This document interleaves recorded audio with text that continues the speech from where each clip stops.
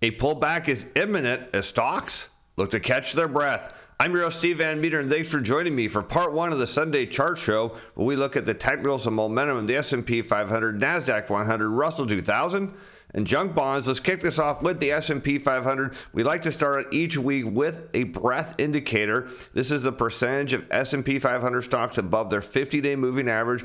And as you remember, when a stock crosses above its 50-day moving average, it's considered bullish. When it's below, it's bearish. So as we see more S&P 500 stocks cross their 50-day moving average, now up to just under 60%, that tells us is a good sign. It means more stocks are participating in a rally. And what you want to see is price go up with it. But notably, price kind of just ran out of steam. It didn't see that big upthrust we saw in breadth.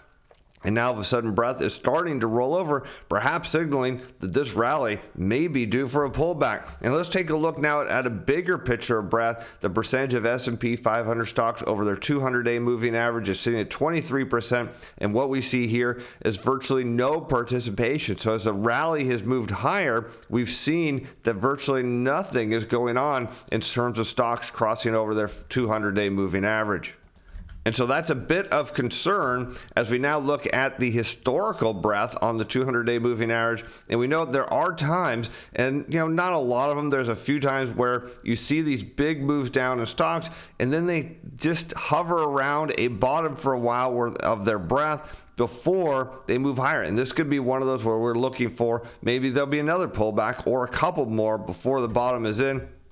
Now, how about we shift over to the momentum indicators? We'll start out with the RSI, or relative strength indicator. We want to see a number over 40 to see positive momentum. And when it gets to 70, it's oversold. So we're not near 70, and it's definitely now at 56. So it crossed over, it built some momentum up and crossed over 40. And now it's starting to roll over and kind of losing steam.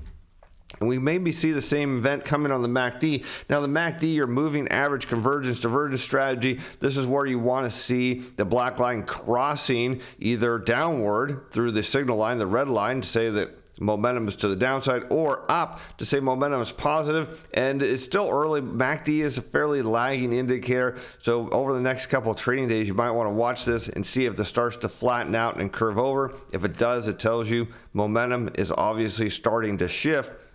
Now, when we look at Momentum Timer Pro, which looks at three signals, it takes a look at the RSI over 40, a positive cross on the MACD, and its own internal signals, gets two of the three to validate it, and right now it's running 18 days of buy signals. I have a hunch that it will continue to hold that because we see, of course, the MACD being positive and the RSI being positive, but notably we know this is still in a downtrend. How do we know that? Because the 3-month and 6-month signals are sitting at none. Right now the 1-month signal is maxed out.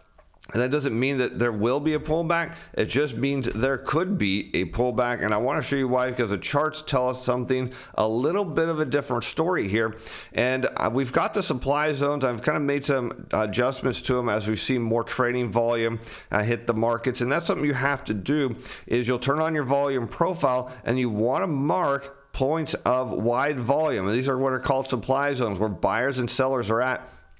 And note, we came down and hit this supply zone down here, this fairly narrow one. You'll notice there's not a lot of volume here, but there's definitely been buyers here. And it came down 1, 2, 3 times. And I said, look, it's got to get some momentum here to break up and potentially take SPY up into the low 400s.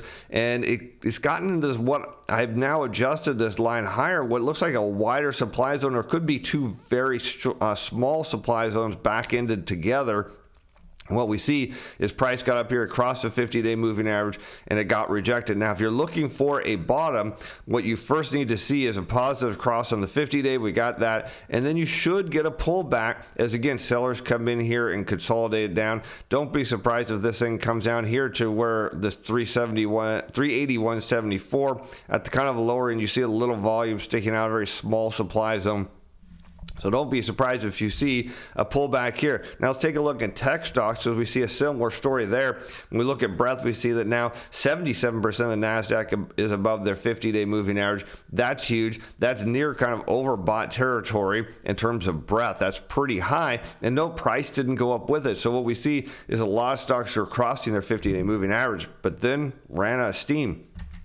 If we look to the 200-day moving average, Note only 24% of the NASDAQ is above its 200-day moving average. It's moved higher, but not that much. So it's still telling us the 200-day moving average is well above the 50. We know that, but at least it's trending upward, different than the S&P 500, and that's at least a positive sign. And perhaps like the S&P, we'll see more consolidation and breadth at these lower levels before there's another move higher, because this is typically consistent with a bear market bottom, although with the Fed tightening, as we saw on the show on Saturday, seemed highly unlikely.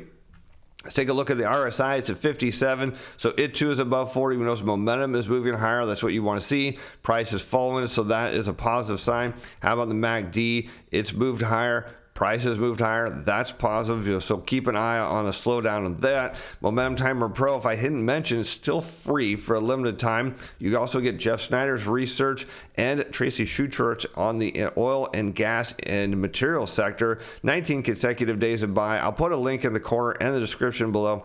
You might as well sign up because, well, it's free. And it does some pretty good job of identifying signals for you to trade into, and more to come once it eventually goes paid and we can put some color on those trades. So I was wondering, it's a licensing issue. This licensed advisor can't give trade advice without a signed advisor agreement. Free, no advisor agreement. Let's take a look at the QQQ here. And what do we see? Series of lower high or higher lows. So you see low, low, low, all moving upward. That was a positive sign. We pointed that out last week. Price jumped up, blew through the supply zone, and got right into another one now up above it. This is the big one that really wants to get to. There's another small supply zone right in here. You can see the volume jutting out. You don't have to draw them all if you don't want to, but notably this supply zone has kind of been more of a speed bump in terms of price moving through the zones. But notice it got up to this zone. It's getting rejected. Tells me a pullback again down here into the 290 range on QQQ. But it makes sense because if you're going to get a bottom, you want to see it actually come back and confirm these moving averages, 21-day, 50-day, whichever one. Ideally both. That's what you want to see. All right, let's take a look at small caps, and we see breadth shooting higher here on IWM, 56.6.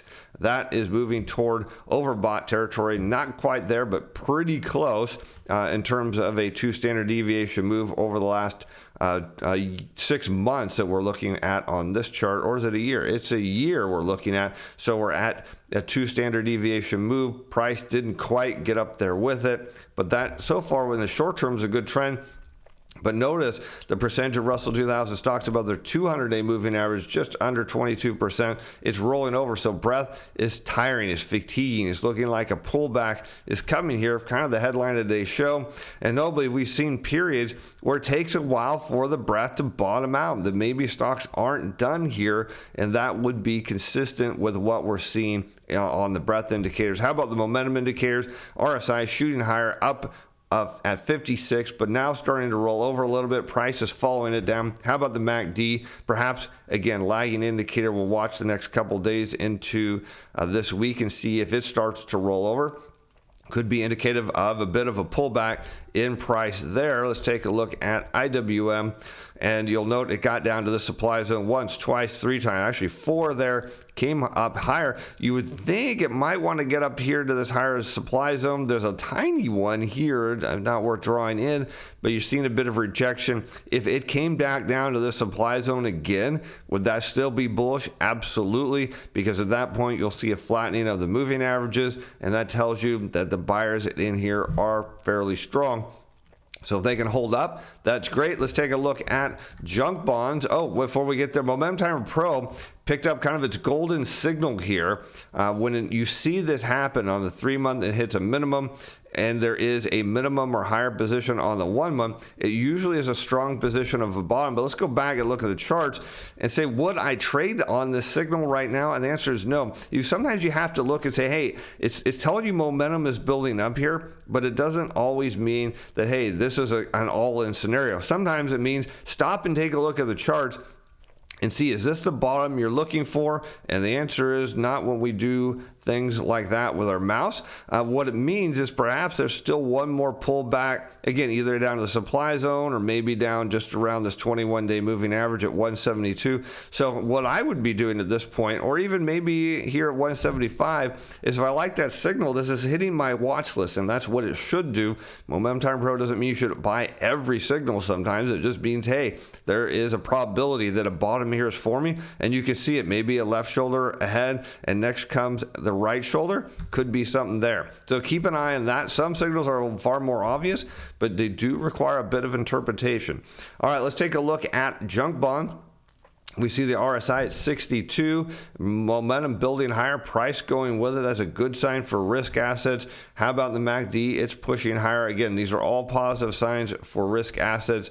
Let's take a look at junk here and see what's going on with it. And notably, price shot higher. We've seen these moves here recently. Price gets higher, breaks above its 50-day moving average, down, down, down, down, down. So this is potentially a good sign. It depends. If this reverses as well, then we're still seeing liquidity drain in the market. Historically, you zoom out and I can tell you why people are buying it, because they believe this is the bottom of the market, and that is not necessarily the case. We see here on the weeklies that we're still in deeply oversold areas potentially, but it doesn't mean we're out of the woods on this yet. And so with that, hey, we'll wrap up part one of the Sunday show. We'll see you back soon for part two. I'm Steve Van Meter. Thanks for watching. Bye now.